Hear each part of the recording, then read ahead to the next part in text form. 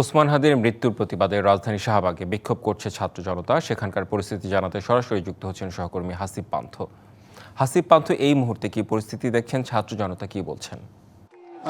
রেদওয়ান, আমি এর আগের ঘন্টার নিউজেও কিন্তু বলেছিলাম আপনাকে যে আসলে এখনও কিন্তু আসলে ছাত্র জনতা যারা রয়েছে কিংবা ইনকিলাব মঞ্চের যারা কর্মীরা রয়েছেন তারা কিন্তু এখনও শাহবাগে অবস্থান করেই যাচ্ছে। এবং সব মিলে যদি বলি যে আসলে শরীফ ওসমান হাদি, আমি একটু যদি দেখাই যে এখানে গোল হয়ে বসে কিন্তু তারা তাদের যেই মনের যে দুঃখ ক্ষোভ সেটি কিন্তু তারা আসলে প্রকাশ করছেন এবং তারা বলছিলেন যে তারা সারা রাত থাকবেন। শুধু সারা রাত নয়, তারা আসলে বলছিলেন এমনটি যে যতক্ষণ পর্যন্ত না হাদি হত্যার বিচার হবে ততক্ষণ তারা এখানে অবস্থান করবে। তবে এখানে যারা সঙ্গত কারণে রয়েছে প্রত্যেকেই শুভাকাঙ্ক্ষী এবং ইনকিলাব মঞ্চের, এতটুকু আমরা জানতে পেরেছি।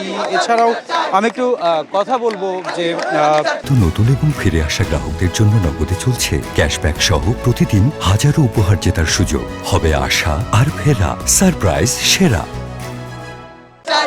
আপনি কোত্থেকে এসেছেন? ঢাকা কেরানীগঞ্জ থেকে। এই আধা ঘন্টা হবে।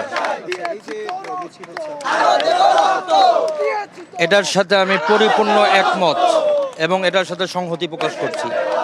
এবং হাদির যেভাবে নির্মমভাবে তাকে হত্যা করা হয়েছে, সেই খুনিদেরকে অতি দ্রুত বর্তমান অন্তর্বর্তীকালীন সরকার যেখানেই থাক তাকে এনে যাতে ফাঁসি কার্যকর করা হয়। এর বিকল্প কোনো বিচার আমরা মানব না দেশবাসী।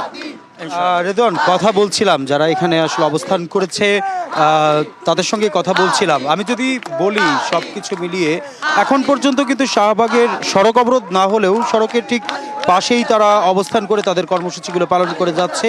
যদি কোনো রকম কোনো নতুন তথ্য আমরা পাই সেটি অবশ্যই আপনার মাধ্যমে জানিয়ে দিব। রেদওয়ান। জি, নিশ্চয়ই, আমরাও জানতে চাই আপনার মাধ্যমে। ধন্যবাদ হাসিব পান্থ আপনাকে।